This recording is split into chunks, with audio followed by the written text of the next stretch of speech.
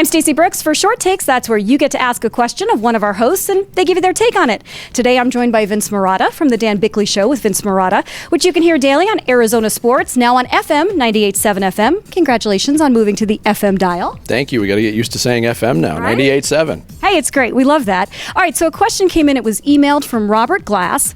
He wanted to talk about A-Rod. A-Rod's suspension now official. It'll be this entire season as well as the postseason. And he wanted to know whether you thought that the punishment fit the crime. Actually, Stacey, I do. I was in favor of the 211-game suspension that A-Rod got originally. They did shorten it to 162 games plus the postseason.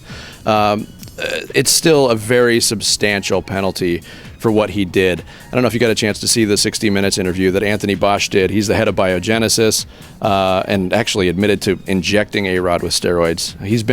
A-Rod himself has been very defiant over this whole thing, saying that he shouldn't serve one day. But the amount of evidence that's coming out continually suggests that he was very guilty, very complicit in this whole thing. So 162 games, I think, is a good amount. A-Rod, as you know, he is fighting this. If he doesn't get an injunction, if he's not able to play, do you think he can come back? Because I believe he's approaching 40 years old.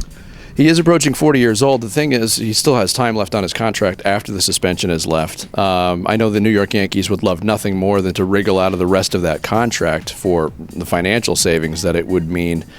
But the fact of the matter is, Alex Rodriguez, drugs or no drugs, is still a pretty good baseball player. I think somebody, unfortunately, Stacey, would give him a job if he's able to withstand the suspension and keep himself in relatively good shape. If he can help a team, there's always a place for those guys. All right, I can't have you here without asking you about the Super Bowl, the NFL. We're down to 4 teams. Who are the 2 teams that will be playing in the Super Bowl? Oh, pressure. My picks didn't go very well last week. At the beginning of the year, I had Denver against Seattle. I'll stick with Denver in the AFC. I think they'll win at home against New England.